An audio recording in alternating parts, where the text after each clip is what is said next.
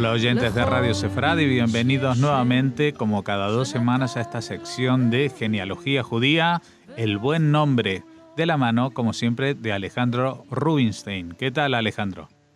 ¿Qué tal, Jorge? Muy bien, seguimos hablando de los nombres, hemos hablado de qué nombres se pueden poner, quién es el que pone el nombre, etcétera, etcétera.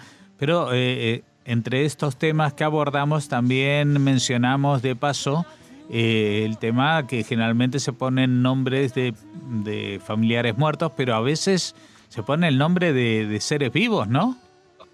Efectivamente, Jorge. De hecho, esta entrega se refiere precisamente a ello, a poner el nombre por una persona que viva.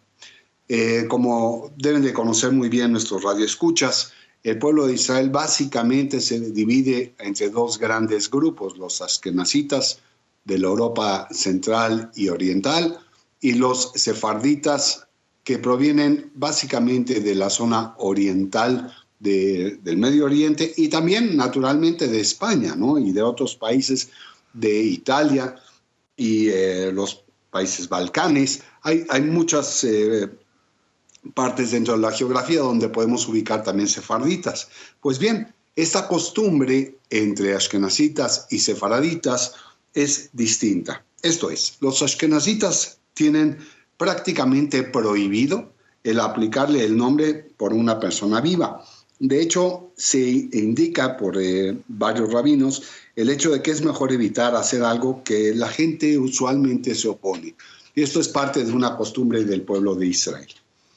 En el caso de los sefarditas, aquí sí la costumbre existe y es permanente, por cuanto a que le ponen el nombre de los abuelos. En primera instancia, como se sabe, se pone el nombre del abuelo paterno, seguido del abuelo materno en el caso de varones y en el caso de mujeres la abuela paterna, seguidos de la abuela materna. Pues bien, entonces bajo estas circunstancias vemos que sí es algo que es común y usual entre las dos comunidades. Sin embargo, esto no lo podemos entender igual en otros países. Por ejemplo, hablábamos de los judíos del Oriente. Y en forma particular podemos comentar el caso de los judíos de Egipto, principalmente de la parte sur, en la población elefantina, muy cerca de la presa de Asuán, al igual que los judíos yemenitas un poco más al sur, que ellos sí tienen esta costumbre de mantener la nominación de padre a hijo, costumbre que es completamente ajena del pueblo de Israel en la actualidad. Son prácticamente las dos únicas comunidades que hoy por hoy lo hacen. ¿Y cuál es la razón de que no se transmita el nombre de padre a hijo, como sucede en otros pueblos o en otras religiones? Pues básicamente podemos decirlo que desde el punto de vista del honor del padre, se pierde una parte del mismo al momento de ceder él en vida todo el nombre que a él le corresponde. Es tanto así como una herencia espiritual en vida. Y si bien es muy bonito heredar a nuestros hijos temas espirituales, en el judaísmo es más bien visto el tema de la herencia o la donación de los valores más que de los nombres. Los nombres pertenecen a la eternidad y por lo tanto, tanto en el mundo ashkenazí, que es después de que hayan fallecido los abuelos, y en el mundo sefaradí, vivos los abuelos, se toma el ejemplo de los valores de los antecesores, pero no de los padres, porque es tanto como reducir el honor. Pero por otro lado también vemos la dificultad de llamar a la Torá a esta persona, sobre todo en el mundo ashkenazí, a donde sí se acostumbra a llamarlo a tal hijo de cual, y si tal se va a llamar tal hijo de tal, pues entonces nunca vamos a saber a quién nos referimos. El hecho de hacer la diferenciación de cuando menos dos nombres entre padre e hijo permite que se haga una cadena genealógica mucho más eficiente. Y ya que este programa se refiere también a la genealogía, habrá que hacer una observación. Es pertinente mantener las costumbres del pueblo de Israel, ya sea el origen ashkenazí o sefaradí, pero sí el mantener las fórmulas nominativas. ¿Por qué? Pues porque el rastrear los documentos se facilita en mucho para los genealogos en el momento en que sabemos que una persona es hija de otra cuyo abuelo seguramente se llama igual que la persona de la cual estamos investigando y que por lo tanto la cadena sigue hacia arriba, los bisabuelos, tatarabuelos y demás. Es realmente muy, muy recomendable que se haga esto. Ahora bien, hay un estatus entre vida y muerte, que es el estatus de la agonía. En hebreo se conoce que una persona es gosés o agonizante, y se preguntaron nuestras autoridades si es posible ya darle el nombre, imagínense el caso, de un niño o niña que acaban de nacer y está el abuelo a punto de fallecer, o la abuela naturalmente, y entonces tienen que tomar la decisión de poner el nombre. Si está agonizando, si se debe o no se debe de poner el nombre. Nuevamente recurrimos a la experiencia de cada una de las comunidades, porque en el caso de los sefarditas, invariablemente dirán, pues por supuesto, habrá que ponerlo mientras aún esté vivo, y más aún después de que ya no esté vivo.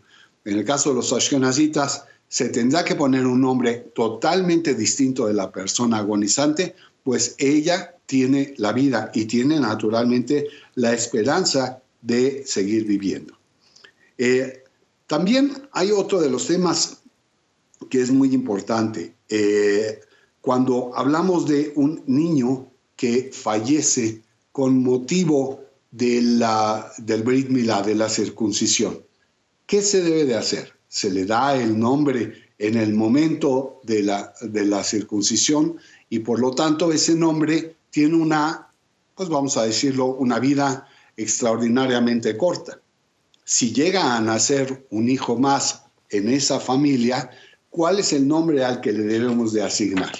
Y muchas autoridades rabínicas recomiendan que sí se le asigne el nombre del hermano anterior, pero que se le adicione una fórmula para que tenga un segundo nombre, o en su caso inclusive lo que llamamos un apodo o un sobrenombre, que lo identifique de manera muy, muy clara. De ahí que existan los, en este caso, apellidos como Jalife, como Revivó, o inclusive el apellido Mercado, que los tres hacen una clara referencia a que este hijo es el cambiado, del hebreo de Jalife es Lejalef. En el caso de Mercado, este hijo ha sido comprado y no ha sido, ha venido de esta misma línea familiar que desafortunadamente pierde hijos. Y en última instancia, un mensaje también inspiracional para aquel hijo que revivió y por lo tanto revivó en el caso de, de otras de las comunidades más hacia el Medio Oriente que utilizan mucho esta fórmula. Pues bien, el poner nombres de personas vivas también es un tema que debe ser analizado a la luz del Talmud. Y si lo revisamos, encontramos que la repetición de nombres es muy corta. Lo mismo sucede también en el Tanaj, en el Pentateuco. Por lo tanto, sabemos que no era una costumbre en la antigüedad el repetir nombres de padres a hijos, naturalmente, y tampoco de nietos hacia sus, de los abuelos. Por lo tanto, buscamos tener siempre fórmulas nuevas que van más acorde a alguna circunstancia. Pero como en todo esto de asignar los nombres de personas vivas o inclusive fallecidas, siempre hay un tema que sabemos que asignar el nombre a este nuevo ser vivo implica una sociedad, la sociedad de Dios con papá y con mamá en el momento de establecer la fórmula. Pero claro, Dios es el Dios de todos nosotros, pero el padre y la madre no siempre están de acuerdo. ¿Qué hacemos en este caso? ¿Qué nombre es el que debe prevalecer? ¿El que la mamá asigne o el que el papá asigne del abuelo? Evidentemente sabemos de que, siendo como es en mucho una religión patriarcal, se debe de procurar que sea la línea del padre la que prevalezca. Sin embargo, hay mujeres que muestran su firmeza de carácter y exigen, y no estoy en contra para nada, una igualdad de derechos. Es así como se le asignan dobles fórmulas a los chicos. Y estas fórmulas normalmente van asociadas a los nombres de los abuelos. Es prácticamente el caso de muchas personas que llevan el doble nombre. Ahora bien, ¿qué pasa si los abuelos comparten el mismo nombre? Si comparten esta misma fórmula, es natural que si fuera askenazita, uno de los abuelos diga, es que si falleció mi consuegro, que se llamaba, por poner un ejemplo, Rubén, y yo me llamo Rubén, bueno, pues mi nieto no puede llevar este nombre, porque sería tanto como compartir mi fórmula nominativa. En el caso de los sefaraditas, como ya lo hemos comentado, por lo contrario, se procura que se lleve ese nombre. De tal manera que en el caso del mundo askenazita, lo que se hace es pedir que se le ponga un nombre que tenga cuando menos la inicial y del nombre del pariente fallecido, y así poder perpetuar de alguna manera el nombre.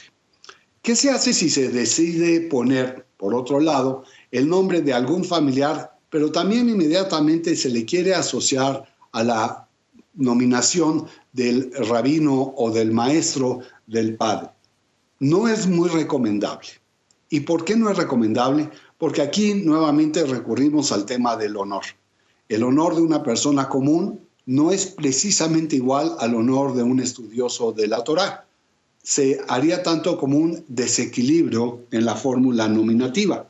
No es que esté prohibido, simplemente no es recomendable. Y claro, también existe la situación de que cuando padre y madre no están de acuerdo en las fórmulas que se están estableciendo, se haga un neologismo, esto es, se genere un nuevo nombre. ¿Por qué? Pues resulta ser que hay una historia que se platica en la Gemara, en el Masejet, en el Tratado de Gitín, a donde se habla de la discusión que hubo entre dos abuelos. Uno era Rabbi Meir y el otro era Rabbi Uri. Quien habla hebreo sabrá que el significado de ambos nombres es prácticamente el mismo. Meir es el que alumbra y Uri es el alumbrado. ¿Qué haríamos con este caso? Se genera entonces un neologismo y se establece el nombre Shnei Or, o sea, dos luces. Así, pues buscamos que no haya discusión entre las dos partes y se pueda procurar la paz tanto en el padre y la madre, como también con los abuelos, que es muy importante. Uh-huh. ¿Perdón? No, que estaba sintiendo. En algún momento tenemos la posibilidad también de pensar en que poner un nombre, este neologismo, viene de una interpretación, algunas veces errónea y otras veces práctica de la lengua común que se maneja en el lugar en el que nos encontramos. Esto es, en la Europa antigua, hablo de la Europa oriental, donde prevalecía el yiddish sobre las lenguas del lugar para el mundo ashkenazí, aquella persona, por dar un ejemplo, que se llamase Salomón o Shlomo, pues no se le utilizaba ese nombre porque no era común en el yiddish emplear esa fórmula. Y así es como se le asociaba la fórmula Zalman o Zalmen, que no tienen una connotación idiomática igual uno que el otro. Sin embargo, eran prácticamente comunes y al ser comunes en el lugar, se procuraba poner el primer nombre que se le iba a llamar ante la Torah, ante la Biblia, el nombre de Shlomo, pero también se empleaba esta segunda fórmula para efectos de ser conocido entre su comunidad. Y de ahí que habrá que remarcar que una persona, como es mi caso, que tenemos dos nombres, tal vez en el nombre común no sea tan importante, pero en el nombre bíblico es fundamental. Tenemos que procurar que si vamos a ponerle a una persona dos nombres, que procuremos que se empleen estos dos nombres con una determinada frecuencia. De ahí que las personas que tenemos la costumbre de ir diariamente a hacer plegarias, tenemos una, pues vamos a decir, una posibilidad mayor que quien no lo hace de ser llamados a la lectura de la Torá. Y en la lectura de la Torá, cuando somos llamados, debemos de procurar pedir que se nos llame con nuestra doble fórmula, para así manejar lo que es la perpetuidad del nombre. Es realmente fundamental la perpetuidad. ¿Qué te parece, Jorge? Pues muy interesante y muy esclarecedor para, no solamente para mí, espero también para muchos oyentes que en sus familias seguramente se ha discutido muchas veces si había que poner el nombre de un abuelo o no ponerlo, y en todo caso qué hacer, por ejemplo, con lo tan habitual en los países latinoamericanos de poner doble nombre, ¿no? Pues muchas gracias, Alejandro, y te invitamos a dentro de 2 semanas seguir hablando de los nombres, del buen nombre de los judíos. Claro que sí, un saludo a todos. שנתן לו אלוהים ונתנו לו אביו